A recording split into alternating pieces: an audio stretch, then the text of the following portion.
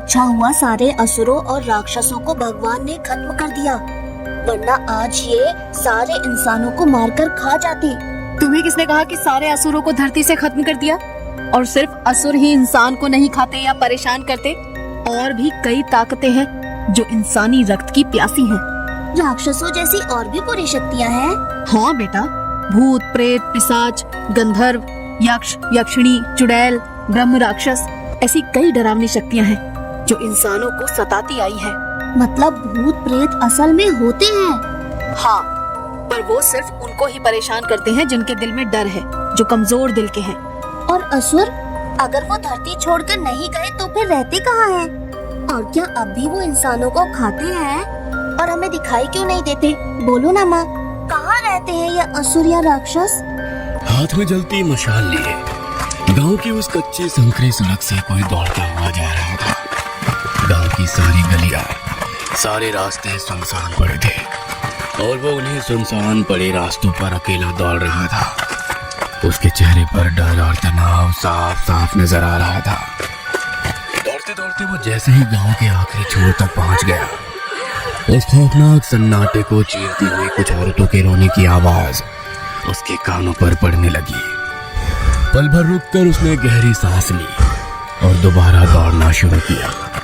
रात के अंधेरे में भी उस छोटे से गांव के सभी लोग उस छोटी सी कुटिया के सामने खड़े थे। सभी के चेहरे पर तनाव और डर साफ साफ नजर आ रहा था। घर के भीतर से आने वाली औरतों के रोने की आवाज बता रही थी कि कुछ बुरा हुआ है। तभी हाथ में जलती मशाल लिए दौड़ता हुआ आदमी उस घर के बाहर खड़ी भीड़ को चीरते हुए वो कुटिया के भीतर दाखिल हुआ। भीतर बैठा हर कोई उस शख्स को ही देख रहा था, पर उस शख्स की नजरें किसी और को तलाश रही थी। तभी उसकी नजरें वहीं सामने दीवार के पास अपना सर पकड़कर बैठे आदमी पर गई। दोनों एक दूसरे की तरफ ही देख रहे थे। जैसे ही मशाल हाथ में लिए उस शख्स ने भारी आंखों से गर्दन ना में हिलाई, वैसे दीवार के पास बैठा शख्स फूट फूट कर रोने लगा। हाथ में मशाल पकड़ा वो शख्स बाहर आ गया और दूर उस जंगल की तरफ देखने लगा। ऊंचे ऊंचे पहाड़, जंगल और गहरी खाइयां जो पूरी तरह से अंधेरे में डूब चुकी थी। इस गहरे अंधेरे में उसकी नजरें कहीं दूर जंगल के अंधेरे में टिकी हुई थी। अपने पीछे खड़े लोगों की बातें उसके कानों पर पड़ने लगी। अरे क्या जरूरत थी शादी के लायक हुई अपनी लड़की को गाय भैंस चराने भेजने की? सही कहा, पूरा इलाका छान मारा पर वो लड़की कहीं नहीं मिली। तभी पीछे खड़े लोगों में से एक ने उसके पास आकर पूछा, पुजारी जी ने क्या कहा है? अरे वो घेराव में फंस चुकी है। ये नाम सुनते ही वो डर के मारे 2 कदम पीछे हट गया। घेराव यानी मौत का शिकंजा? हाँ वही, रात खत्म होते ही वो भी खत्म हो जाएगी। डरे सहमी आवाज में उसने कहा, ये रात का अंतिम प्रहार ही चल रहा है। मतलब? कहकर सब एक दूसरे की तरफ देखने लगे। तभी दूर कहीं जंगल से एक लड़की की एक बेहद ही दर्दनाक मुंह कपा देने वाली चीख की हल्की सी आवाज सुनाई दी। उसी के साथ घर के भीतर बैठा हर कोई अपना सर जोर जोर से पीटते हुए रोने लगा। रात के अंधेरे में डूबे उस गांव के हर घर में खौफनाक मंजर था। एक कोने में जलते दिए की पिछली धुंधली रोशनी में महिलाएं अपने बच्चों को पल्लों के नीचे छुपाए भगवान की तस्वीर के सामने रखे दिए की जलती लौ की तरफ खौफ भरी निगाहों से देख रही थी। किसी की आंखों में पानी था तो किसी की आंखों में खौफ। और उस गांव में एक ऐसा घर भी था जहां 20 साल के एक लड़के के हाथ पैर बांध कर मुंह में कपड़ा ठूस दिया था। उसकी माँ उसे रो रो कर समझा रही थी और वो लड़का भी जमीन पर पड़ा फूट फूट कर रोए जा रहा था। यह घटना आज से करीब 60 साल पहले की है। मेरे दादाजी, जिनका नाम लक्ष्मण था, वे महाराष्ट्र के कोल्हापुर शहर से पश्चिम में करीब 70 किलोमीटर दूर दराज के ग्रामीण इलाके में रहते थे। उस वक्त आवाजाही की इतने संसाधन नहीं थे, इसलिए दूर या पास के गांव तक बैलगाड़ी या जंगल से पैदल ही जाना होता था। भूत पिशाच, जारण मरण, तंत्र मंत्र क्रिया, इन सब का बहुत गहरा प्रभाव उस वक्त के गांव में था। घना जंगल, काफी दूर तक फैले ऊंचे पहाड़ जो जंगल से पूरी तरह घिरे हुए थे। एक एक कोने से दूसरे गांव जाने के लिए इसी पहाड़ी के बीच में से संकरे रास्ते बनाए थे। पर उस संकरे रास्ते से अगर नीचे नजर गई तो किसी भी हट्टे कट्टे इंसान को दिल का दौरा देने के लिए काफी होगा। ऐसी गहरी खाइयों की माला है। दूर से देखने पर भले ही ये कुदरत का खूबसूरत लुभावना रूप नजर आता हो, पर असल जिंदगी में उन पहाड़ों के बीच जंगल से घिरी हुई एक ऐसी जगह भी थी जहाँ रात का तो दूर की बात है, पर दिन के उजाले में भी 10-12 लोगों का झुंड जाने से कतराता था। पर इस समय एक ऐसी घटना घटी जिसने मेरे दादाजी लक्ष्मण और उसके साथ जुड़े हर इंसान की जिंदगी बदल कर रख दी। गांव के किसान फसल की कटाई वगैरह करके थोड़े खाली हो चुके थे और अब लोगों के पास कुछ खाली वक्त था। आज हफ्ते का वो दिन था जब लक्ष्मण शिकार के लिए जाते थे। शिकार ना बंदूक से, ना राइफल से, बल्कि पीठ पर लगे तीर और अपनी कमर पर लगाए कोयते से। हर बार की तरह सब तैयारी हो चुकी थी। लक्ष्मण ने थोड़े गुस्से में आवाज लगाई, आज रोटी मिलेगी या वैसे ही जाना पड़ेगा? चूल्हे पर रोटियां सेकती उनकी पत्नी ने रोटियां बांधते हुए कहा, आ रही हूँ। तभी उनकी सबसे छोटी बच्ची विमला दौड़ती हुई उनके पास आई। बाबा, मैं भी आपके साथ शिकार करने चलूंगी। उसे अपने पास लेकर उन्होंने कहा, बिटिया, पहले तीर चलाना सीखना होगा, फिर निशाना साधना सीखना होगा, उसके बाद शिकार पर ले चलूंगा। तो आज किस जानवर का शिकार करेंगे? जिसकी भी शिकार करूंगा सबसे पहले तुझे दिखाऊंगा। वादा? हाँ मेरी बिटिया, तेरा बाबा तुझसे वादा करता है। बाबा, एक बात पूछूं? हाँ हाँ, बोलो ना बिटिया। आपको भूतों से डर नहीं लगता? ये भूतों वाली बात किसने बताई? वो संगीता की माँ है ना, उसने संगीता को बताया जंगल में भूतों का इलाका है जो रात होते ही जंगल से निकलने लगते हैं और फिर जो भी नजर आता है उसे खा जाते हैं। अरे बेटा, वो एक कहानी है। इलाका सिर्फ इंसानों का होता है, भूत कुछ नहीं होते हैं, इसीलिए तो हम मंदिर जाते हैं, देवी माँ से प्रार्थना करते हैं। अरे हम देवी माँ से प्रार्थना इसलिए करते हैं ताकि वे सारे संकटों से हमारी रक्षा करें, हमें सुखी रखें। हमारी देवी माँ इतनी शक्तिशाली है? हाँ बेटा, विश्व में सबसे ताकतवर ब्रह्मा, विष्णु और महेश भी उनके सामने शीश झुकाते हैं। आपको ये सब किसने बताया? तुम्हारी स्वर्गवासी दादी, यानी कि मेरी माँ ने। बाबा, मुझे पूरी कहानी सुनाओ ना। लक्ष्मण ने अपनी बेटी को पास बिठाते हुए कहा, अभी नहीं, रात को सोने से पहले। नहीं, मुझे अभी सुननी है। तभी एक हाथ में कपड़े में बंधी हुई रोटी और दूसरे हाथ में अपने सिर के ऊपर पल्लू ठीक करते हुए उनकी पत्नी बाहर आई। पोटली लक्ष्मण के हाथ में रखते हुए बोली, ये लीजिए, और रात तक जंगल में मत रुकना। वो सासू माँ बता रही थी कि कोई खूंखार जंगली जानवर इंसानी इलाके में घुसकर पड़ोस के गांव का एक किसान को मारकर जंगल में ले गया। माँ की तरफ देखते हुए छोटी विमला ने कहा, माँ, तुम डरो मत। वक्त आने पर मेरे बाबा भूत हो या शेर, उसके हाथ पैर बांधकर कंधों पर लादे हुए घर ले आएंगे। चुप कर, जा जाकर बाहर खेल। माँ की डांट सुनकर विमला दौड़कर बाहर चली गई। लक्ष्मण कोयते की धार को परखते हुए गंभीरता से बोला, सबसे खूंखार जानवर तो इंसान ही है। अगर हम उनके इलाके में जाकर उनके शिकार कर सकते हैं तो वो भी तो हमारे इलाके में आकर हम लोगों को अपना शिकार बना सकते हैं। सब अपना अपना पेट भरने की दौड़ में भाग रहे हैं। इतना कहकर लक्ष्मण पीछे मुड़कर चलने लगे और उनकी पत्नी परेशान होकर कुटिया के दरवाजे पर खड़ी उनको ही देखने लगी। लक्ष्मण धीरे धीरे जंगल के भीतर जाने लगे। जैसे जैसे वे कदम आगे बढ़ाते वैसे वैसे जंगल और ज्यादा खूंखार, खतरनाक और डरावना हो रहा था। ऊंचे घने पेड़ों की वजह से सूरज की रोशनी काफी कम जमीन तक पहुंच रही थी। अब जैसे ही जंगल घना हो गया वैसे लक्ष्मण के पैरों की रफ्तार कम हो गई। इतनी देर से उनके पैरों में पहनी कोल्हापुरी चप्पल की तेज आवाज अब बिल्कुल कम हो गई थी। अपने पीठ पर लगाया तीर और कमान धीरे से निकाला और जंगल का मुआयना करते हुए आगे बढ़ने लगे। दिल थाम कर वो आने वाली हर आहट को ध्यान से सुनने की कोशिश करने लगे। तभी उन्हें सामने घनी झाड़ियों के पीछे कुछ हलचल सुनाई दी। उन्होंने तीर कमान पर लगाते हुए उसकी रस्सी पीछे खींच ली और उन झाड़ियों पर निशाना लगाया। उन्हें बिल्कुल भी अंदाजा नहीं था कि झाड़ियों के पीछे क्या है, फिर भी वो डटे रहे। उनकी सांसें बिल्कुल शांत थी। सिर से बहने वाला पसीना धीरे धीरे कान से होते हुए गले तक आ गया था। लग रहा था झाड़ियों के पीछे जो कुछ भी है वो बड़ी तेजी से लक्ष्मण की ओर झपटेगा और उसी का फायदा उठाकर लक्ष्मण इसके सीने पर तीर चलाकर उसे खत्म कर देंगे।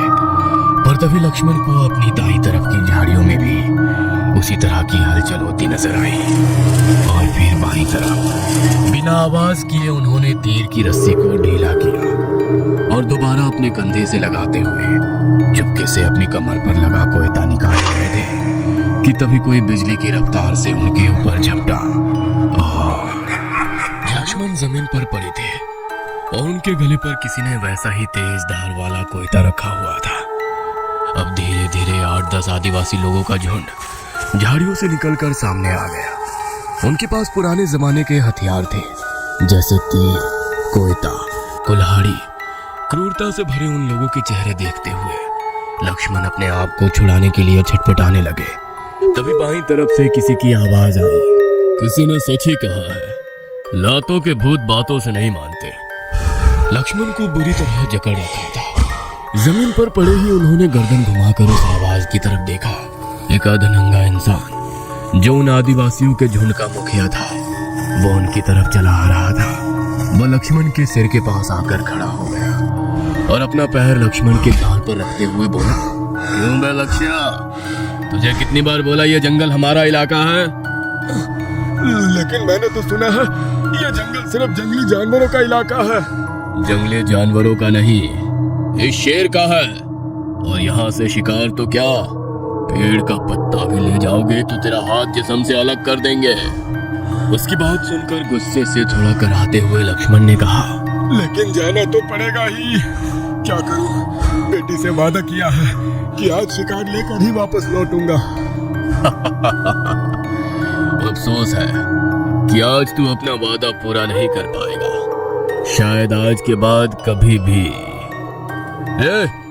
इसका बायां हाथ कोहनी से, अब नहीं, कंधे से काट कर अलग कर दो। उसके साथी ने लक्ष्मण का हाथ जमीन पर फैलाया, दूसरे ने उनके हाथ के ऊपर पैर रखकर जकड़ लिया।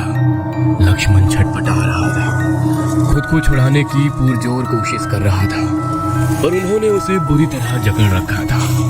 तभी हाथ में तेज धार वाला कोयता लेकर एक हट्टा कट्टा 6.5 फीट लंबा गुस्सैल चेहरे का आदमी चलता हुआ आगे बढ़ने लगा।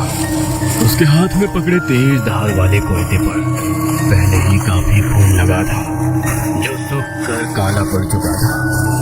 जमीन पर पड़े लक्ष्मण की छटपटाहट देखकर मुखिया जोर जोर से हंसने लगा। उसे काफी मजा आ रहा था। उसने कोयता हवा में उठाया ही था कि तभी ऊपर पेड़ पर घात लगाए बैठे काले तेंदुए ने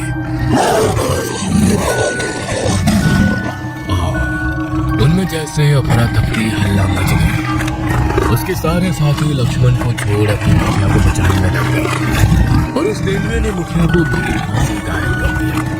तभी लक्ष्मण खड़े हो गए और जमीन पर पड़ा अपना कोयता उठाया और सीधा उस तेंदुए के गले को निशाना बनाया। और फिर मुखिया जख्मी हालत में जमीन पर पड़ा लहूलुहान होकर कराह रहा था। तेंदुआ वहीं ढेर हो गया था। उस तेंदुए ने मुखिया का हाथ ही कंधे से उखाड़ दिया था।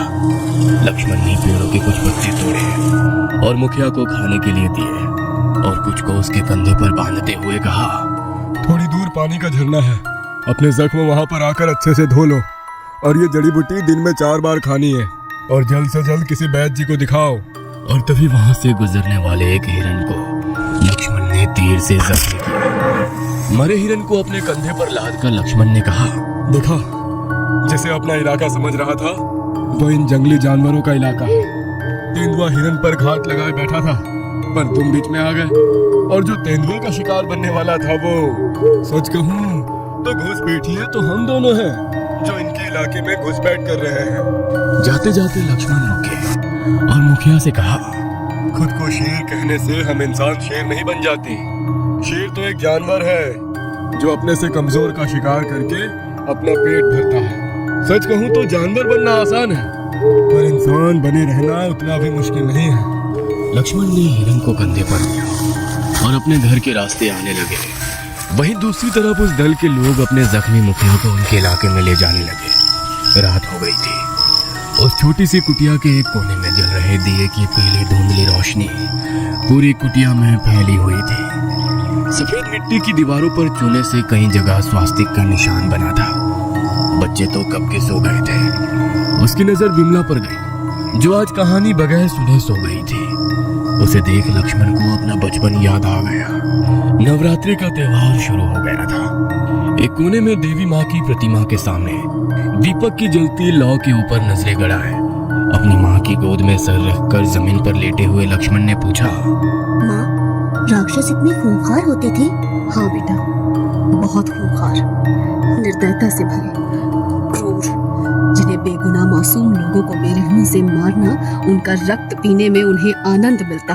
मासूम लोगों को मारते वक्त उनको रोता बिलखता देखकर वे जोर जोर से हंसने लगते। अच्छा हुआ सब राक्षस धरती से चले गए। तुम्हें किसने कहा कि सारे राक्षस धरती छोड़कर चले गए? फिर कहाँ है? बोलो ना माँ। तभी पीठ पर लगे जख्म पर कपड़े में लिपटी गर्म ईंट को रखते ही लक्ष्मण यादों से बाहर निकले। कोने में जल रहे चूल्हे की आग अभी भी धधक रही थी। लक्ष्मण की पत्नी ने चूल्हे पर गर्म की गई ईंट को एक कपड़े से लपेट लिया और लक्ष्मण के जख्म को सेकने लगी। क्या जरूरत थी उनके इलाके में जाने की? अगर आपको कुछ हो जाता तो हमारा क्या होता? लक्ष्मण के पास कोई जवाब नहीं था। बस उन्हें अपने परिवार का पेट भरना था, किसी भी कीमत पर। विमला सो गई? हाँ, आपसे कहानी सुनने के लिए बैठी थी, राह देखते देखते सो गई। तभी कुटिया का बांस की लकड़ी से बना दरवाजा खिसकने की आवाज आई। उनका सबसे छोटा भाई रंगा अंदर आया और दीवार से सटकर बैठते हुए बोला, वो दंगड़ू संदेश लेकर आया था, ताई को लड़की हुई है। ये सुनकर लक्ष्मण का चेहरा खुशी से खिल गया। अरे वाह, यह तो बड़ी खुशी की बात है। हाँ भैया, इतवार को बेटी का नाम रखने के लिए हम सबको बुलाया है। ठीक है, बच्चे के लिए कपड़े और कुछ चांदी का गहना ले आना। मैं पाटिल जी से बात करूंगा, हम उनके खेत सींचते हैं, तुम्हें कुछ पैसे दे देंगे। पहली बेटे के लिए कुछ नहीं ले सके थे। और हाँ, इतवार को तड़के सुबह ही निकलेंगे, रात वहीं ठहर कर सुबह वापसी करेंगे। अपने बड़े भाई के जख्मों की तरफ देखकर वो बोला, भैया हम 4 भाई हैं, फिर भी आप अकेले शिकार पर जाने की जोखिम क्यों उठाते हैं? अरे ऐसी बात नहीं है। आज के बाद आप अकेले कहीं नहीं जाएंगे और ना हम आपको जाने देंगे। इतवार का दिन पूरे घर में चहल पहल थी। छोटे बच्चे नए कपड़े पहनकर तैयार हो रहे थे, तो एक तरफ घर की औरतें भी तैयारी में लगी थी। अभी सूरज निकल ही रहा था और 12 से 15 मील का सफर उन्हें पैदल तय करना था। सब जाने के लिए निकले। 4 शादीशुदा भाई, उनकी 4 पत्नियां और बड़े भाई के 3 बच्चे, 10 साल का लड़का, उससे छोटी 8 साल की बेटी और 5 साल की एक और बेटी, दूसरे भाई के 2 छोटे लड़के। इस तरह 13 लोगों का कारवां जंगल के रास्ते अपने बहन को मिलने निकला। औरतों ने सिर पर लकड़ी की कुछ टोकरियां ली थी। गांव की हद खत्म होते सामने एक संकरी सड़क पर से गांव के बुजुर्ग पुजारी आते नजर आए। पुजारी जी सामने आते ही लक्ष्मण ने झुककर उनके पैर छुए और हाथ जोड़कर कहा, राम राम बाबा। राम राम। अरे लक्ष्या, इतने सुबह कहाँ जा रहे हो? जी, छोटी बहन को बेटी हुई है, आज नाम रखने की रस्म है, आशीर्वाद दीजिए। अरे वाह, ये तो अच्छी बात है। माँ बेटी को मेरा आशीर्वाद बोलना। और एक बात, शाम होते होते अमावस शुरू होगी, कुछ अच्छे संकेत नहीं है। बस औरतों और बच्चों का ख्याल रखना, खासकर अगर कोई औरत पेट से है तो उसका ज्यादा ध्यान रखना। जी बाबा। कहकर सब सफर के लिए निकले। सबसे आगे बड़े भाई लक्ष्मण, फिर सारे बच्चे, उनके पीछे औरतें और सबसे आखिर में तीनों भाई। हर भाई की कमर को चमड़े की बेल्ट में लगा 3.5 फीट लंबा कोयता, साथ ही हाथ में एक लकड़ी का डंडा। उनके पास इस वक्त वो सारे हथियार थे जो जंगल के किसी भी खूंखार जानवर से निपटने के लिए काफी थे। जंगल काफी डरावना था। चारों तरफ घनी झाड़ियां, पेड़ों के तने में लकड़ियों के बीच बसे कीड़ों की किल किल आवाज लगातार आ रही थी। एक ऊंचे पेड़ की कोहनी के बीच बैठा उल्लू अपनी बड़ी बड़ी आंखों से नीचे से गुजरते उन मुसाफिरों को देख रहा था। जंगल का ये डरावना खौफनाक माहौल किसी भी आम शहरी इंसान के लिए काफी डरावना हो सकता था, पर वे इस जंगल में पले बड़े लोग थे। इसी जंगल से वो एक गांव से होते हुए दूसरे गांव जाया करते थे। उनके लिए ये सब आम था। बड़ा भाई लक्ष्मण बिल्कुल शांत चल रहा था, तो उनके पीछे बच्चे खेलते कूदते आगे बढ़ रहे थे।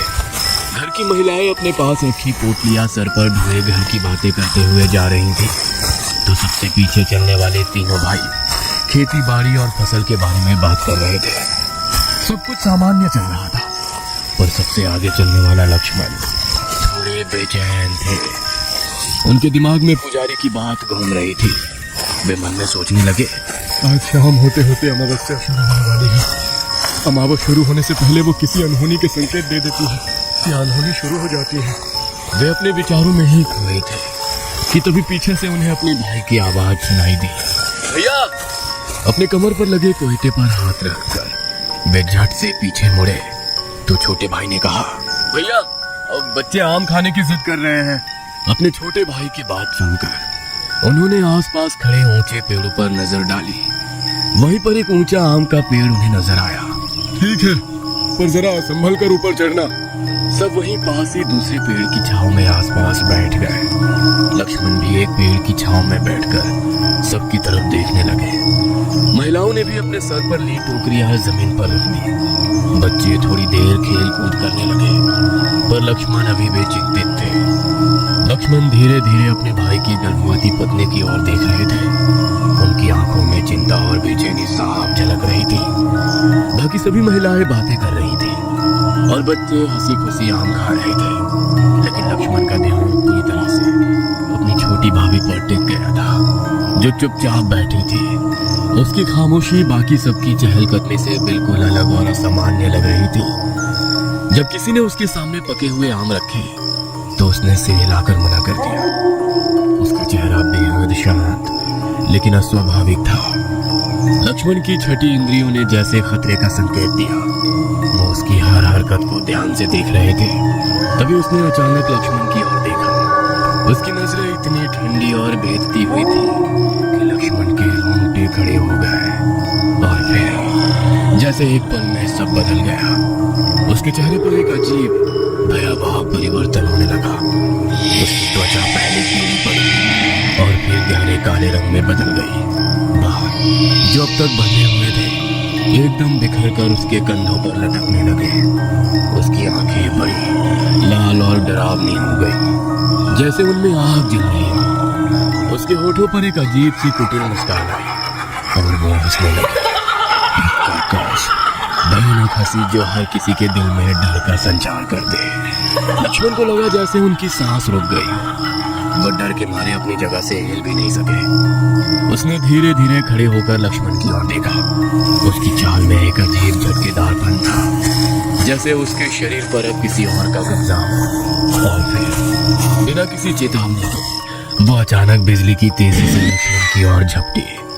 क्या हुआ था उनके भाई की पत्नी को? किसने उस महिला को इस कदर बदल दिया? क्या लक्ष्मण अपनी जान बचा पाएगा या फिर इस रहस्यमयी शक्ति का शिकार बन जाएगा? और सबसे बड़ा सवाल, क्या बाकी परिवार भी इस भयावह खतरे से सुरक्षित है या फिर एक एक कर हर किसी का शिकार होगा? लक्ष्मण को ऐसा लगा जैसे उनके दिल की धड़कन एकदम से रुक गया हो। डर और घबराहट की लहरें ने उन्हें अपनी गिरफ्त में ले लिया था और वो झट से अपनी जगह पर खड़े हो गए। वो जोर से आवाज देकर अपने भाइयों को आगाह करने की कोशिश करने लगे, लेकिन उनकी आवाज नहीं निकल पा रही थी। आंखों के सामने अंधेरा था और दिल में एक अजीब सी अनहोनी की आहट गूंज रही थी। भैया उठिए, चलते हैं। लक्ष्मण ने आंख खोलकर देखा तो उनका छोटा भाई उन्हें उठा रहा था। सब जाने के लिए तैयार थे। उन्होंने अपने आसपास देखा तो सब कुछ सामान्य था। लक्ष्मण भी उठकर खड़े हो गए और उन्होंने दोबारा अपने भाई की गर्भवती पत्नी की तरफ देखा। वो हंसी खुशी सबके साथ चल रही थी। लक्ष्मण ने उठकर अपने हथियार हाथ में लिए और बिना कुछ बोले जंगल के रास्ते वे अपनी मंजिल की तरफ बढ़ने लगे। गांव में दोपहर का समय था। सूरज की तेज किरणें जैसे धरती को भस्म कर देने को तैयार थी। हवा में घुटन महसूस हो रही थी, पर शायद ये सब लक्ष्मण को ही लग रहा था, क्योंकि बाकी सब लोग आपस में हंसी मजाक कर रहे थे। घर के भीतर नामकरण की रस्म हो रही थी। छोटे से पालने में बच्चे की बुआ बच्ची का नाम रख रही थी। बाकी महिलाएं भी कार्यक्रम का आनंद ले रही थी। घर में माहौल हंसी खुशी भरा था। आंगन में एक बछड़ा गाय का दूध पी रहा था। वही घर के बाहर पास एक आम के बड़े से पेड़ के नीचे कुछ बच्चे छुपन छुपाई खेल रहे थे तो कुछ कंचों से खेल रहे थे। बड़े बुजुर्ग लोग जो एक पेड़ के नीचे बैठ अपने गप्पों में व्यस्त थे, मगर लक्ष्मण का दिल घबरा रहा था। वे मन ही मन प्रार्थना कर रहे थे कि सब कुछ ठीक हो जाए, लेकिन वो चाह कर भी चिंता और डर को नजरअंदाज नहीं कर पा रहे थे। रात के करीब 8 बजे थे। खाना खाकर सभी मर्द बरामदे में गप्पे मारते हुए प्राण का लुत्फ उठा रहे थे। घर में खुशी के उस माहौल में अपने दिल में बसी डरावनी बातों को लक्ष्मण कुछ हद तक भूल चुके थे। तभी अचानक ही एक खामोशी छा गई। उस खामोशी में उन्होंने भीतर से औरतों के हल्की आवाजों को सुना। कुछ ठीक नहीं था। एक अनजानी घबराहट उनके दिल के सामने लगी। उन्होंने सामने दरवाजे की तरफ देखा तो उनकी पत्नी जो चुपचाप बाहर आकर सिर के ऊपर पल्लू कर सिर छुपाए हुए बोली, काफी देर से विमला कहीं नजर नहीं आ रही। उनकी आवाज में चिंता और डर साफ नजर आ रहा था। लक्ष्मण ने गुस्से में जवाब दिया, अरे तो इसमें रोने की क्या बात है? जरा आसपास देखो, होगी किसी घर में। उनकी पत्नी कांपती हुई आवाज में बोली। आस पड़ोस सब जगह देखा पर वो नहीं मिल रही। उनकी पत्नी की ये बातें लक्ष्मण के अंदर तक गूंजने लगी। काफी देर से हंसी मजाक के माहौल में उन्होंने भुलाए हुए डर ने दोबारा उनके दिल पर दस्तक दी थी। फिर गहरी सांस लेते हुए उन्होंने कहा, ठीक है, रोना बंद करो, हम देखते हैं। वो उठकर दरवाजे से बाहर निकले। उनके पीछे उनके सभी भाई और जीजा भी चल पड़े। रात के काले अंधेरे ने सब कुछ कर लिया था। गांव पिछड़ा और दूर दराज का होने के कारण वहां बिजली की कोई सुविधा नहीं थी। घर घर में किरोसिन के दिए रोशनी का एकमात्र जरिया था। किसी ने घर से एक लालटेन हाथ में लिया था। उस लालटेन की रोशनी में अब वो पूरे गांव को खंगालने में लगे थे। घर घर, गली गली, सड़क सड़क, खेत खलिहान, कुआं, नाले, हर मुमकिन जगह पर विमला की तलाश की, लेकिन काफी ढूंढने के बाद भी वह कहीं नहीं मिली। रात गहराने लगी। पूरे गांव में एक दहशत भरा सन्नाटा उन सबका पीछा कर रहा था। रात के लगभग 10 बजे होंगे। वे सभी चिंतित चेहरे से थके हुए खाली हाथ वापस लौटे। घर की महिलाओं की आंखों में एक उम्मीद और आशा थी, लेकिन उन्हें खाली हाथ लौटा देखकर वो उम्मीद भी टूट गई। उनकी पत्नी का चेहरा जैसे तिल तिल कर मुरझा रहा था। दिल में डर और घबराहट का समंदर था। वो पूरी तरह से टूट चुकी थी, जैसे उनकी हर उम्मीद धुंधली होती जा रही हो। रोते हुए वो बिमला के लौटने की दुआ कर रही थी। वो उम्मीद भरी निगाहों से अपने पति लक्ष्मण की तरफ देख रही थी। लक्ष्मण की पत्नी ने रोते हुए कहा, मेरा दिल बहुत घबरा रहा है। आप गांव के मंदिर में देवी के सामने कॉल लगाकर देखिए, आखिर हुआ क्या है। उनकी आवाज में हताशा और डर था। वो सिसकते हुए रोने लगी और पास बैठी औरतों ने उन्हें सहारा दिया। लक्ष्मण चुपचाप खड़े रहे। उनकी आंखें झुकी हुई थी। वे खुद को उस स्थिति से बाहर नहीं निकाल पा रहे थे। एक पल के लिए उन्होंने अपनी आंख बंद की और उनकी नजर के सामने अपनी बेटी विमला का हंसता खिलखिलाता चेहरा उभर आया।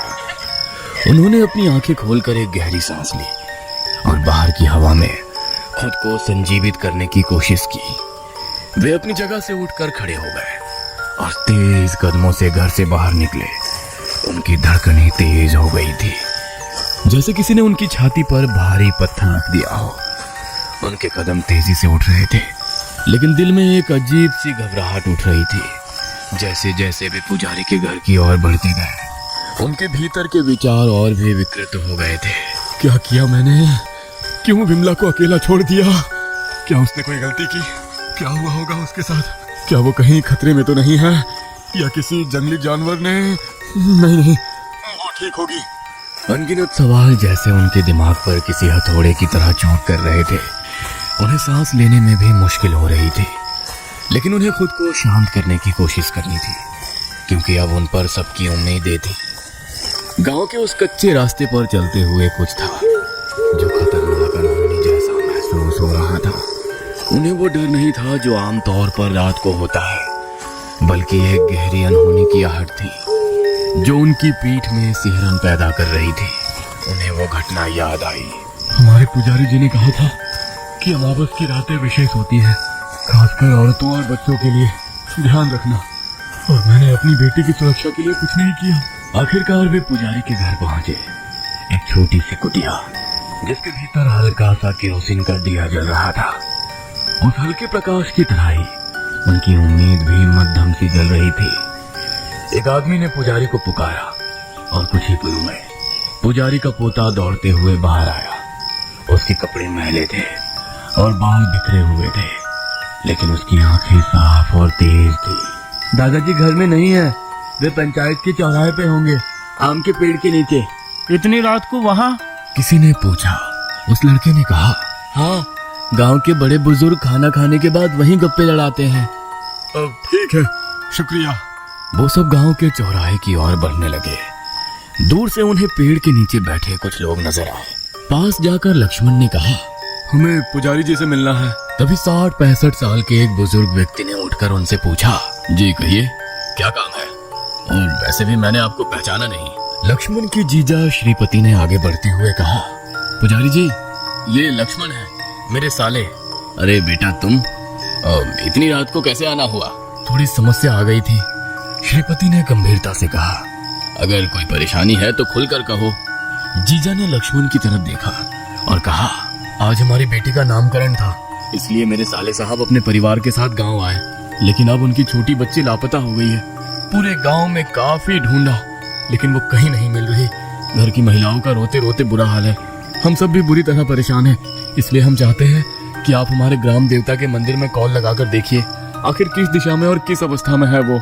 पुजारी ने सभी की तरफ गंभीर नजर डाली। उन्होंने ऊपर आसमान की तरफ देखा और कुछ पल के लिए बिल्कुल खामोश खड़े रहे।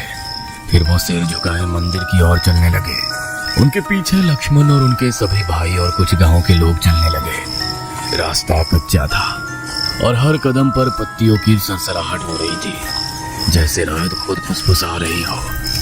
मंदिर में पहुंचते ही पुजारी ने देवी की मूर्ति के सामने दीप जलाया और पूजा शुरू की। बाकी लोग धीरे धीरे जहां जगह मिली वहां पर दुबक कर बैठ गए। लक्ष्मण का चेहरा सख्त था, लेकिन आंखों में गहरी चिंता झलक रही थी। उनके दिल में लगातार उधेड़ बुन चल रही थी। वो सोच रहे थे कि देवी के दरबार में सब कुछ सही हो जाएगा, लेकिन एक अजीब से डर ने उनके दिल को घेर लिया था। मंदिर में जलते दीपक की लौ तेज हवा में हिलने लगती है।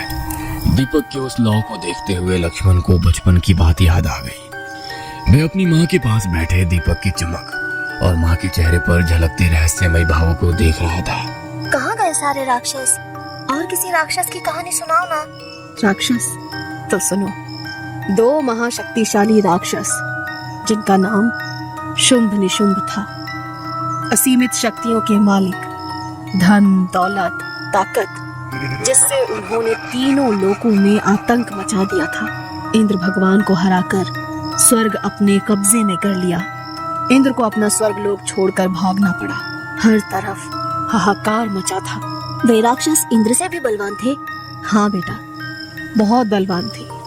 सारे देवी देवता बेबस हो गए थे। तीनों लोकों पर उन असुरों ने अपना अधिराज्य स्थापित किया। मासूम लोगों की बलि दी जाने लगी। सब हाथ जोड़कर भगवान शिव और विष्णु को इन राक्षसों से छुटकारा पाने के लिए याचना करने लगे। और भगवान विष्णु ने अपने सुदर्शन चक्र से उनको मौत के घाट उतारकर सबको उनके आतंक से मुक्ति दी होगी ना? नहीं बेटा। फिर हमारे शिव जी ने अपने त्रिशूल से उसके कई टुकड़े करके उसको नर्क में भेजा होगा। नहीं बेटा, मतलब वे शिव और विष्णु जी से भी शक्तिशाली थे? बिल्कुल नहीं। लेकिन सबसे शक्तिशाली होते हुए भी भगवान विष्णु और शिव जी उन राक्षसों को नहीं मार सकते थे। वो क्यों? क्योंकि उन राक्षसों को ब्रह्मा जी का वरदान प्राप्त था। उनको ना कोई देवता मार सकता था, ना असुर, ना पशु पक्षी यक्ष गंधर्व, कोई नहीं। शुंभ निशुंभ की सेना में एक से एक खूंखार निर्दयी दानव थे। उन्हीं में से एक था रक्तबीज। उस दानव को वरदान मिला था कि उसके शरीर से जमीन पर गिरने वाली हर एक बूंद से रक्तबीज जैसा एक और दानव जन्म लेगा। अगर भगवान शिव और विष्णु जी ही उसका वध नहीं कर सकते, तो अब मासूम लोगों की रक्षा कौन करेगा? बताओ ना माँ, अब मासूम लोगों को उनके आतंक से कौन मुक्त करेगा? अब कहाँ जाएंगे वे डरे सहमे बेबस लोग? बेटा, मेरे एक सवाल का जवाब दोगे? हाँ माँ, बोलो ना।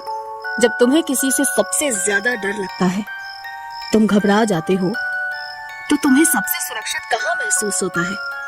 तुम्हारी गोद में। बस यही तुम्हारे प्रश्न का उत्तर है। मतलब? तभी पुजारी जी की आवाज लक्ष्मण के कानों पर पड़ी। आंखें बंद करके देवी के सामने कुछ मंत्र बोलने लगे। हर एक इंसान के चेहरे पर तनाव था। पता नहीं पुजारी जी के मुंह से क्या निकलेगा। पुजारी जी एकदम से चुप हो गए। उन्होंने मूर्ति की तरफ देखकर हाथ जोड़े और पीछे बैठे लक्ष्मण की तरफ देखा। पुजारी जी के गंभीर चेहरे को देखकर लक्ष्मण समझ गए कि कुछ हुआ है, कुछ बहुत बुरा। पुजारी जी ने लक्ष्मण की तरफ देखकर कहा, बेटा, तुम्हें थोड़ा धैर्य से काम लेना होगा। पुजारी जी की बात सुनकर लक्ष्मण का दिल भर आया। क्या बात है, वो जिंदा तो है ना? बेटा, अब तक तो जिंदा है, पर क्या? ज्यादा देर तक जिंदा नहीं रहेगी। क्या किसी जंगली जानवर ने? नहीं, ये काम किसी जंगली जानवर का नहीं। तो फिर? बेटा, अब मैं जो कुछ भी बताने वाला हूँ उसे अपने कलेजे पर पत्थर रखकर सुनना। तुम्हारी बच्ची को ना कोई जानवर ले गया है और ना कोई इंसान। वो क्या चीज है जिससे पुजारी जी भी इतने खौफ खा रहे हैं? लक्ष्मण की बच्ची को कौन और कहां ले गया है और उसे बचाने के लिए लक्ष्मण क्या करेंगे? क्या ये किसी भयानक अनहोनी की शुरुआत है जो गांव में मौत का तांडव करेगी? अब तक तो जिंदा है, पर क्या? ज्यादा देर तक जिंदा नहीं रहेगी। क्या किसी जंगली जानवर ने? नहीं, ये काम किसी जंगली जानवर का नहीं। तो फिर? बेटा, अब मैं जो कुछ भी बताने वाला हूँ उसे अपने कलेजे पर पत्थर रखकर सुनना। तुम्हारी बच्ची को ना कोई जानवर ले गया है और ना कोई इंसान। अब आगे। तो फिर? जंगल में रहने वाला एक शैतान या कहो राक्षस उसे अपने साथ ले गया है। तुम्हारी बेटी अभी भी जिंदा है, पर वो उसे ज्यादा देर तक जिंदा नहीं रखेगा। उसका वक्त आने पर वो उसे अपना निवाला बनाकर खत्म करेगा। वो मेरी बेटी को कहाँ ले गया है? यहाँ से 7 से 8 कोस दूर घने जंगल में एक जगह है जिसे यहाँ के गांव वाले भूतों की जाली या घेराव कहकर पुकारते हैं। भूतों की जाली का नाम सुनते हैं वहाँ मौजूद लोगों में सन्नाटा फैल गया। हर कोई एक दूसरे की तरफ खौफ भरी निगाहों से देखने लगा। पुजारी जी ने आगे कहा, 2 से 2.5 कोस घने जंगल में फैला वो इलाका पूरी तरह से शैतान के कब्जे में है और जहाँ तुम्हारी बेटी है उसे मौत का शिकंजा कहा जाता है। वहाँ कोई जंगली जानवर भी नहीं मिलेंगे। मिलेंगे तो सिर्फ सांप, बिच्छू या ऐसे ही जहरीले सरीसृप। कुछ लोगों का मानना है कि शैतान वाली बात झूठ है। असल में वहाँ एक बड़ा खजाना छुपा रखा है और वहाँ छुपे खजाने तक कोई ना पहुँच सके, इसीलिए शैतान कुमारी बात को फैलाया गया है। पर यह सरासर गलत है। लेकिन जिसने भी किसी अपने को उस इलाके में खोया है वही जानता है कि सच्चाई क्या है। पुजारी जी की बात खत्म होते ही लक्ष्मण ने पूछा, हमारे पास कितना वक्त है? लक्ष्मण की बात सुनकर वहां मौजूद सभी लोग लक्ष्मण की तरफ हैरानी से देखने लगे। पुजारी जी ने उनसे पूछा, मैं तुम्हारे जज्बातों को समझ सकता हूँ, लेकिन यह सरासर खुदकुशी करने जैसा है। तुम यहाँ की नहीं हो, इसलिए तुम्हें उस इलाके के बारे में कुछ नहीं पता। लेकिन यहाँ मौजूद इस गांव के या आसपास के गांव के सभी लोग उस इलाके के बारे में काफी अच्छी तरह से वाकिफ हैं। पुजारी जी की बात सुनकर लक्ष्मण ने दोबारा पूछा, फिर भी कितना वक्त है मेरे पास? लक्ष्मण की आंखों में पुजारी जी ने अपनी बेटी के प्रति फिक्र और कुछ भी कर गुजरने का जज्बा देखा था। उन्होंने कहा, रात का अंतिम पहर खत्म होने से पहले वो तुम्हारी बच्ची को खत्म कर देगा। पुजारी जी की बात खत्म होते ही लक्ष्मण उठकर खड़े हो गए और बगैर किसी की तरफ देखे उन्होंने पूछा, मैं यहाँ बैठकर अपनी बेटी की मौत का इंतजार नहीं कर सकता। मैं उसे लेने जा रहा हूँ। उनकी तरफ देखते हुए पुजारी जी ने कहा, बेटा, ये समय जज्बाती होने का नहीं है। उस इलाके के अच्छों की हिम्मत जवाब दे जाती है। तुम्हें लगता है कि तुम्हें अपनी बेटी को सिर्फ उस शैतान के चंगुल से वापस ले आना है? ऐसा नहीं। तुम्हारे वहाँ कदम रखने पर शैतान के गुलाम मिलेंगे। शैतान के गुलाम? हाँ, भूत, प्रेत, पिशाच, चुड़ैल, छलावा, बेताल, ये कदम कदम पर तुम्हारा रास्ता रोकने या भटकाने की कोशिश करेंगे। और उनसे वो नाकाम रहे तो तुम्हें जान से मारेंगे। सच कहूं तो ये शैतान के गुलाम सेवक तुम्हें उस तक पहुंचने ही नहीं देंगे, और अगर तुम वहां तक पहुंच भी गए तो जिस हैवान का उस इलाके में बसेरा है वो खुद भी श्रापित है। श्रापित? कैसा श्राप? सदियों पहले राक्षसों की पूजा करने वाले एक इंसान ने उन्हें प्रसन्न करने के लिए एक के बाद एक ऐसे 11 लोगों के मस्तकों की बलि चढ़ाई और उनके बचे हुए धड़ को खाकर जंगल में जीवित रहा।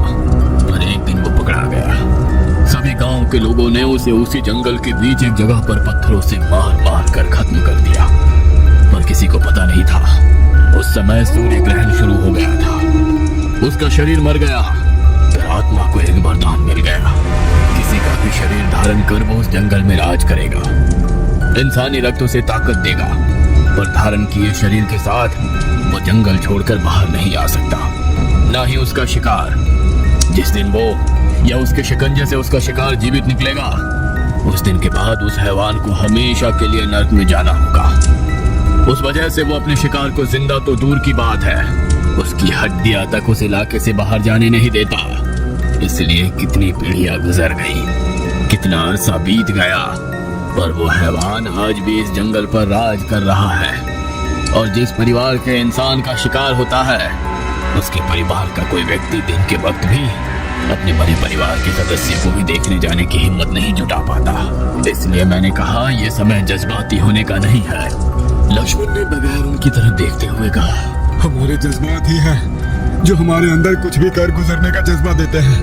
अरे वो जो भी हो, मैंने अपनी औलाद को इसलिए नहीं पाला है ताकि कोई हैवान उसे नोच नोच कर खा सके। यहाँ बैठकर अपनी बेटी की दर्दनाक मौत का इंतजार करते रहने से लाख गुना अच्छा है कि मैं उस हैवान का सामना करूं। इसमें जिंदा लौटूंगा या नहीं ये पता नहीं, पर कम से कम मेरी आने वाली पीढ़ी ये तो याद रखेगी कि कोई था जिसने अपनी बेटी को एक हैवान के शिकंजे से लाने की कोशिश तो की। लक्ष्मण की बात सुनकर वहां मौजूद कई लोग उसे बेवकूफ समझ रहे थे। पुजारी जी ने कहा, बेटा, अगर ईश्वर की यही मर्जी है तो अगर ईश्वर की ही मर्जी है कि मेरी बेटी को वो शैतान नोच नोच कर खाए तो यही सही, लेकिन मैं खुद भी देखना चाहता हूँ कि ईश्वर की मर्जी क्या है। मेरी बात ध्यान में रखना। तुम्हारी हिम्मत तुम्हें जिंदा रखेगी, तुम्हारा डर तुम्हें मौत के करीब ले जाएगा। लक्ष्मण आगे बढ़े और देवी की मूर्ति के सामने हाथ जोड़कर कहा, माँ, मैं इंसान हूँ, कमजोर हूँ, पर तुम तो शक्तिशाली हो। साथ देना माँ, अब जो भी होगा तुम्हारी मर्जी से ही होगा। इतना कहकर वो पीछे मुड़े तो उनके चारों भाई और उनके जीजा श्रीपति उनके साथ आने के लिए तैयार खड़े थे। तभी उनके गांव के 8-10 लोग भी उठकर खड़े हो गए। उनमें से एक ने कहा, आप हमारे गांव के मेहमान हैं, आपके साथ जो कुछ हुआ वो तकदीर का हिस्सा था, पर हम आपको वहां अकेले नहीं जाने दे सकते, इसलिए हम भी आपके साथ चलेंगे। उस आदमी का हाथ खींचते हुए उसके बूढ़े बाप ने कहा, वो इलाका शैतान से श्रापित है, तुम्हें पता है ना, वहाँ जाने वाला जिंदा तो क्या, उसकी लाश भी नहीं मिलती, तू हमारा अकेला सहारा है। बापू, कई साल पहले हम सबने और इस गांव ने मेरी बहन की मौत को भी इसी तरह हाथ पर हाथ रखकर देखा था, कब तक ऐसे अपने लोगों को मरता देखेंगे। उसके पिता ने उसका हाथ छोड़ दिया। तभी एक और गांव वाले ने कहा, देखिए, आप लोग उस इलाके से पूरी तरह से अनजान हैं, पर हम में से कुछ लोग ऐसे हैं जो उसके आसपास के इलाके को अच्छी तरह से जानते हैं। हाँ, ये अलग बात है कि हम वहाँ दिन के उजाले में भी नहीं जाने की हिम्मत करते, पर हमें अब रात में वहाँ जाना है, इसलिए थोड़ी मुश्किल होगी। सबकी तरफ देखते हुए पुजारी जी ने कहा, मैं तुम्हारी हिम्मत नहीं तोड़ना चाहता, लेकिन तुम्हारी बच्ची के जिंदा बचने की उम्मीद ना के बराबर है। फिर भी अगर तुम लोग उसे बचाने में कामयाब हो जाते हो तो तुम उसे सबसे पहले इस मंदिर में ले आओगे। वक्त कम है, जल्द से जल्द अपने अपने घर जाओ और वहां जाने के लिए जरूरी हथियार चीजें लेकर मंदिर आ जाओ। यहाँ देवी का आशीर्वाद लेके तुम्हें आगे बढ़ना है। पुजारी जी की बात सुनकर सब मंदिर से बाहर निकले और अपने अपने घर जाने लगे। सभी के चेहरे पर तनाव साफ साफ झलक रहा था। लक्ष्मण भी बड़ी तेजी से घर चलने लगे। घर जाते वक्त लक्ष्मण ने अपने सभी भाइयों से कहा, इसके बारे में घर में किसी भी महिला से कोई कुछ नहीं कहेगा। कुछ कुछ ही देर में सब घर के भीतर पहुंच गए। लक्ष्मण को खाली हाथ आया देखकर उनकी पत्नी दोबारा फूट फूट के रोने लगी। बताइए, कहाँ है मेरी बेटी? क्या हुआ है उसके साथ? कोई कुछ तो बोलो। पर घर के सभी मर्द तैयारी में जुटे थे। कोई लालटेन में तेल भर रहा था, कोई लकड़ी को कपड़ा लपेटकर मशाल जला रहा था, तो कोई तेज धार वाले हथियार पकड़कर कमर के पट्टे पर लगा रहा था। जो भी इस मुहिम पर जा रहा था, उन सब घर के मर्द अपनी अपनी तैयारी में जुटे थे। दूसरे घरों की महिलाएं अपने पति से पूछ रही थी, इतनी रात गए कहाँ जाने की तैयारी चल रही है? मुंह को कपड़े से लपेटते हुए उस आदमी ने जवाब दिया, अरे वो कलवा बोला शिकार पर चलते हैं, हिरणों का झुंड देखा है, कल सुबह बड़ी दावत रखेंगे। इधर लक्ष्मण ने बड़ा सा कपड़ा लिया और हाथ पर इस तरह से बांधने लगे ताकि कांटों भरे पेड़ों से जख्मी ना हो। पैरों में कोल्हापुरी चप्पल, धोती जो कस के बंधी थी, पर ऊपर कुछ नहीं था। किसी ने चमड़े का पट्टा कमर पर बांधा था, तो किसी ने कपड़ा सिर पर इस तरह लपेटा जिससे पूरे सिर के साथ चेहरा भी ढक जाए। खुली थी तो सिर्फ दोनों आंखें। लक्ष्मण ने एक बार अपनी पत्नी की तरफ देखा, जो अभी भी अनगिनत सवाल पूछ रही थी। क्या हुआ है? आप सब कहाँ जाने की तैयारी कर रहे हो? वो कहाँ है? कोई कुछ तो बोलो। वो रोते हुए कभी लक्ष्मण के सामने तो कभी उनके भाइयों के सामने हाथ जोड़कर पूछ रही थी। इस पर लक्ष्मण के सबसे छोटे भाई रंगा ने कहा, भाभी माँ अब घबराइए मत, विमला को कुछ नहीं होगा। मगर लक्ष्मण बगैर कुछ बोले पीछे मुड़े और दरवाजे के पीछे रखी लंबी लाठी हाथ में उठाकर घर से बाहर निकले। उनके पीछे तीनों भाई भी चलने लगे। उनमें से एक के हाथ में जलती मशाल थी, तो एक के हाथ में लालटेन थी। गांव की उस संकरी सड़क से वो उस मंदिर की ओर चलने लगे। जाते वक्त बाकी साथी भी उनके साथ जुड़ने लगे। एक एक करते हुए 15 से 16 लोगों का कारवां बन गया, जो मंदिर के बाहर आकर रुका। गांव के बच्चे, बूढ़े, बुजुर्ग, महिलाएं मंदिर के बाहर खड़े उन सभी की तरफ उम्मीद भरी निगाहों से देख रहे थे। सबकी तरफ देखते हुए पुजारी जी ने कहा, सूरज निकलने से पहले आप लोगों को वापस आना है, और ये बोरी जिसमें पीला भभूत या भंडारा है, उस इलाके में पहुंचते ही जिस सड़क से जाओगे उस पर गिराते जाना। इससे वो शक्ति तुम्हारा रास्ता नहीं भटका सकेगी। और अगर कोई जख्मी हुआ तो भी इसे घाव के ऊपर लगा देना। तुम लोगों के वापस लौटने तक मैं देवी के सामने आप लोगों की हिफाजत के लिए प्रार्थना करता रहूंगा। आज गांव का कोई आदमी नहीं सोएगा। वो बोरी दल के एक आदमी ने अपने हाथ में ली। तभी पुजारी जी ने कहा, जब तुम वापस आने के लिए निकलोगे, तुम्हें किसी भी हालत में पीछे मुड़कर नहीं देखना है, चाहे कुछ भी हो जाए। और एक आखिरी बात, सब पुजारी की तरफ गंभीरता से देखने लगे। अगर तुम इस काम में नाकाम रहते हो तो हम समझ जाएंगे कि तुम जिंदा नहीं हो। तुम में से किसी को भी ढूंढने के लिए कोई भी उस इलाके में नहीं जाएगा। जो बचेगा उसे खुद बाहर आना होगा। लक्ष्मण और उनका दल भूतों की जाली के इलाके में पहुंचने पर किन खतरों का सामना करेगा? क्या पुजारी का दिया भंडारा सचमुच शैतान और उसके गुलामों के प्रभाव को रोक पाएगा? लक्ष्मण अपनी बेटी को जिंदा वापस ला पाएगा, या ये यात्रा दल के लिए विनाशकारी साबित होगी? क्या दल के सभी सदस्य वफादारी और साहस बनाए रखेंगे, या उनमें से कोई डर या लालच में आकर पूरे मिशन को खतरे में डालेगा? देखेंगे अगले भाग में।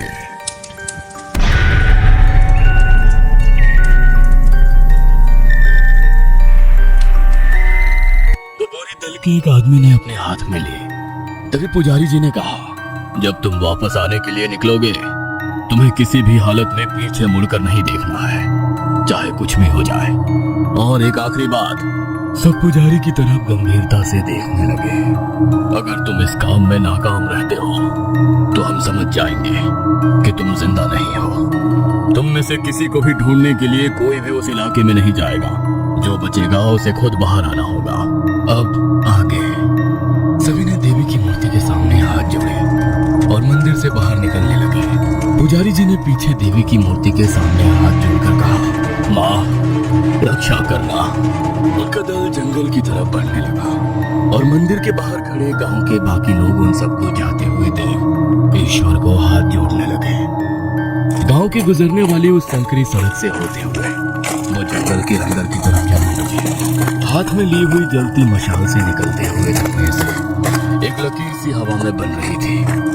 उस मशाल की रोशनी में ही अब उन्हें अपना रास्ता खोजना था। धीरे धीरे अब वो घने होते हुए पेड़ों के बीच से गुजरती सड़क पर से जाने लगे और गांव वालों की नजरों से ओझल हो गए। उनके चलने की रफ्तार अब बढ़ने लगी थी। जलती मशाल लाल पीली रोशनी में अब उनके चेहरे पर फैला तनाव साफ साफ नजर आ रहा था। किसी के हाथ में तेज धार वाले हथियार, किसी के हाथ में कुल्हाड़ी या लाठी, पैरों में कर कर आवाज करती कोल्हापुरी चप्पलें, कपड़े से कसकर बांधकर ढके हुए चेहरे से झलकती चील जैसी तेज नजरें और तेज कदमों की आवाज उनकी तरफ देखकर लग रहा था जैसे कोई मिलिट्री का खुफिया रेस्क्यू ऑपरेशन शुरू हुआ है। हाथ में पकड़ी हुई मशालें जंगल में फैले काले खौफनाक अंधेरे को अपनी तरफ से दूर धकेलने की पुरजोर कोशिश कर रही थी। लक्ष्मण उस रोशनी में नजर आने वाली सड़क पर बिना कुछ बोले चल रहे थे। चलते चलते उन्हें अपने बचपन की बात याद आ गई। माँ, इतने खूंखार निर्दयी दानवों को अकेली देवी माँ कैसे हरा पाएगी? हर तरफ उन राक्षसों का राज। वे दानव दिखने में कितने भयानक होंगे ना? हाँ बेटा, वे दानव काफी भयानक दिखते थे, पर देवी माँ ने भी अपना विकराल रूप धारण कर लिया। विकराल रूप मतलब? शुंभ निशुंभ ने देवी की सुंदरता से मोहित होकर उनके सामने शादी करने का प्रस्ताव रख दिया था, पर देवी माँ ने उनका प्रस्ताव बगैर ठुकराए कहा, मुझे जंग में हराकर अपने साथ ले जाओ। अपने बल पर घमंड करते शुंभ निशुंभ नाम के उन दानवों ने एक से बढ़कर एक शक्तिशाली राक्षसों को देवी माँ को हराकर उन्हें घसीट कर लाने के लिए भेजा। पर उन्हें कहाँ पता था जिससे वे जंग करने जा रहे हैं वो साक्षात माँ पार्वती का ही रूप है। और उस असीमित सुंदरता का रूप धारण किए हुए देवी माँ ने अपना दूसरा रूप धारण किया। दूसरा रूप? हाँ, दूसरा रूप। विश्व में सबसे सुंदर देवी माँ ने एक तेज रोशनी के साथ एकदम से अपना रूप बदल लिया। सोने जैसी चमकती उनकी त्वचा एकदम से काली पड़ने लगी और देखते ही देखते हड्डियों से चिपककर सिर्फ हड्डियों का ढांचा नजर आने लगी।